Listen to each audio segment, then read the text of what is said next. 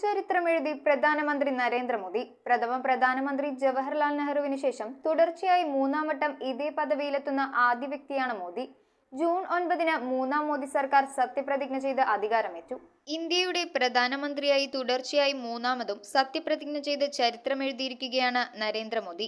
പ്രധാനമന്ത്രി ജവഹർലാൽ നെഹ്റുവിന് ശേഷം തുടർച്ചയായി മൂന്നാം വട്ടം ഇതേ പദവിയിലെത്തുന്ന ആദ്യയാളാണ് മോദി. നെഹ്റു, മകൾ ഇന്ദിരാഗാന്ധി എന്നീ പ്രധാനമന്ത്രിമാർക്ക് ശേഷം മൂന്നാമതും അധികാരത്തിലെത്തുന്ന ആദ്യ കോൺഗ്രസ് ഇതര നേതാവ് കൂടിയാണ് മോദി. 1947 മുതൽ 1964 വരെയായി 16 വർഷവും 286 ദിവസവും ജവഹർലാൽ നെഹ്റു പദവിയിൽ തുടർന്നു. തൊട്ടുപിന്നിൽ ഇന്ദിരാഗാന്ധിയാണ്. 1966 മുതൽ 1977 വരെയും 1980 മുതൽ 1984 ടീമുകളിലായി 15 വർഷവും 350 ദിവസവും പ്രധാനമന്ത്രിയായി. മൻമോഹൻ സിംഗ് 2004 മുതൽ 2014 വരെ 10 വർഷവും 4 ദിവസവും പദവിയിൽ തുടർന്നു. 2014 മുതൽ അധികാരത്തിലുള്ള മോദി 10 വർഷവും 19 ദിവസവും പിന്നിട്ടിരിക്കുകയാണ്. ജൂൺ 9-ന് മൂന്നാം മോദി സർക്കാർ സത്യപ്രതിജ്ഞ ചെയ്ത് അധികാരമേറ്റു. പ്രധാനമന്ത്രി ഉൾപ്പെടെ 72-അംഗ മന്ത്രിസഭയാണ് അധികാരമേറ്റത്.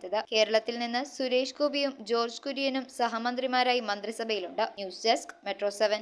റിങ്ങുകൾ 1 ഗ്രാമിൽ തുടങ്ങുന്ന മാലകൾ, നെക്ലസുകൾ 9,000 രൂപ മുതൽ ഡയമണ്ട് നെക്ലസുകൾ 1 ലക്ഷം മുതൽ ആരംഭിക്കുന്ന വെഡിംഗ് സെറ്റുകൾ. കൂടാതെ നിങ്ങളുടെ പഴയ സ്വർണത്തിന് ഏറ്റവും ഉയർന്ന മൂല്യവും.